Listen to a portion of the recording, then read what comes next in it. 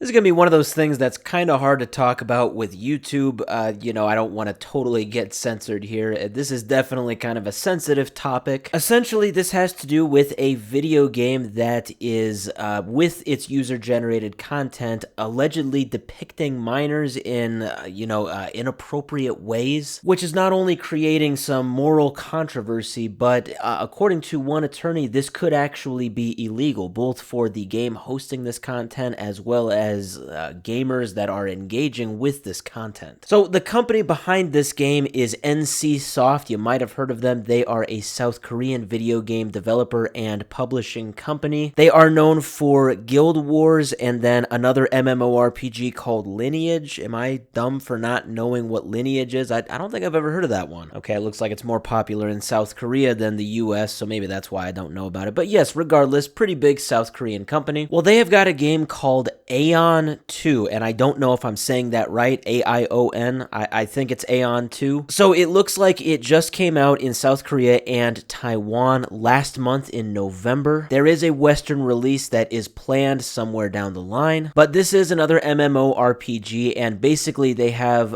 kind of a different kind of spin on character customization. Basically, people can kind of create their own skins, and then they can actually sell them, and it looks like half of the income goes to the creator and then half goes to NC Soft. So with that, people can kind of get creative on what these character skins look like, but it kind of sounds like that's where the problem is. People have gotten a bit too creative. So we see right here from Automaton, and they used this from a website called Game Mecha, and I've linked both in the description. It says, as Aeon 2 features an extremely elaborate character creator with deep customization options, it seems some players have been using this to create near identical depictions of real-life Korean celebrities and selling them as presets, and moreover, according to Game Mecha, many of these have been listed on the Style Shop under the idol's actual names, so the celebrities' actual names, leaving no space for coincidence. It says, given that Aeon 2 features numerous highly revealing costumes and that many of these celebrities being recreated in-game are minors, the issue has become quite controversial, and naturally it also has led to a split between people who condemn the act and those who feel entitled to do as they please within the confines of the game. So yes, this kind of has created a split, but just hearing what I'm hearing, yeah, that is creepy and gross, especially with them being minors. And according to a South Korean attorney, this could actually be illegal. So it says, what about the legal implications? So Game Mecha basically interviewed a South Korean attorney, and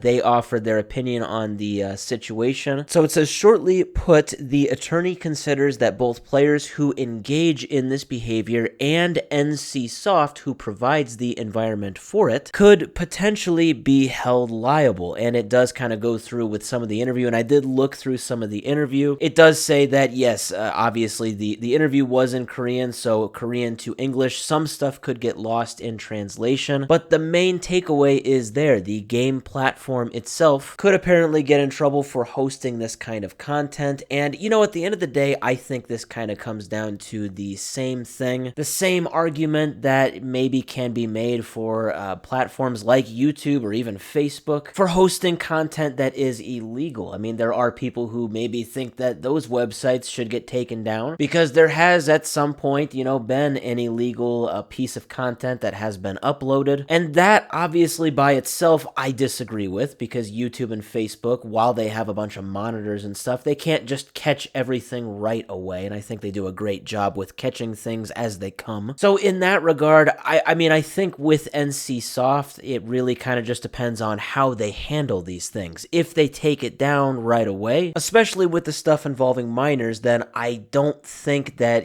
they could really be held liable. I am not an attorney, of course, and this is kind of just in my opinion, but if they just kind of sit by while this happens, then yes, perhaps they could be held a bit more liable. Overall, though, kind of an interesting situation, and yeah, in my opinion, kind of a gross situation, but how NC Soft will handle it going forward, that remains to be seen.